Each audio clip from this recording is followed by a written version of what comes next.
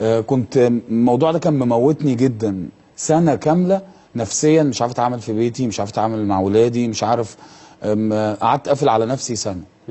حتى ما كلمتش حد من النادي الاهلي خالص من زمايلي المفروض ما بيننا، لان الطبيعي على الاقل.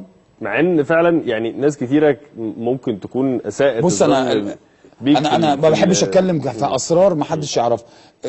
في اللقطه دي لولا عبد الله السعيد انا كنت هسيب الملعب وامشي، اقسم بالله العظيم. ولو سالته عبد الله السعيد اسالوه قال لي ايه، هتلاقوا خلاص مشيت.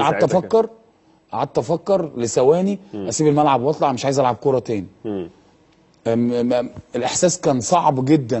انت بتتكلم في كابتن من كباتن النادي الاهلي، وانت من شويه بتقدمني بتقول الكابتن التاريخي وبيلعب قدامنا دي، وجماهير الاهلي عملت معايا حاجه صعبه جدا الماتش ده. حيتك حيتني وامشي ينادوني تاني، امشي ينادوني تاني، امشي ينادوني تالت. بقى صعب عليا كبني ادم. قال لك ايه ساعتها عبد الله السعيد؟ يعني بعد السنين دي كلها كابتن شادي ولسه الموضوع للدرجه دي مؤثر فيك؟ يعني لسه بتعيط كل ما تفتكر الموقف ده او تفتكر الفتره دي؟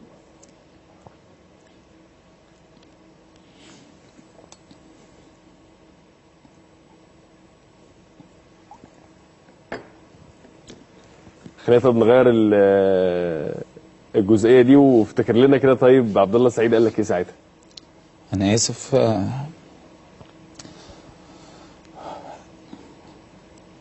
اصل انت مش متخيل النادي الاهلي بالنسبه لي.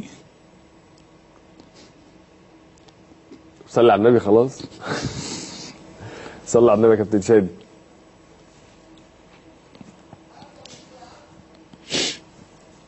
حاجه محترمه وحاجه جميله طبعا الاحساس بالانتماء ده، وان بعد السنين دي كلها يفضل الرابط ما بينك وما بين النادي اللي كان ربنا سبحانه وتعالى جعله سبب في خير كتير ليك. يعني دي حاجه تحترم فيك يا كابتن شادي، خاصه ان انت يعني دلوقتي خلاص يعني مفيش بينك وبين النادي الاهلي اي رابط غير رابط الحب والانتماء للنادي اللي انت لعبت فيه وتألقت يعني بقميصه. يعني انا قلت لك من قبل الحوار الموضوع ده بالذات هو نقطه ضعفي في حياتي، اقسم لك بالله. حد من اسره بسيطه. طب خلاص خلينا نطلع بره القصه دي. اقول لك النادي الاهلي جاب له عربيه ومجوزه عايشه كويس، بقى عندي اولاد بعلمهم كويس جدا. اقل حاجه للتاريخ اللي اتعمل ده وانت ماشي حفله شاهي. دي مأثره فيك لغايه دلوقتي؟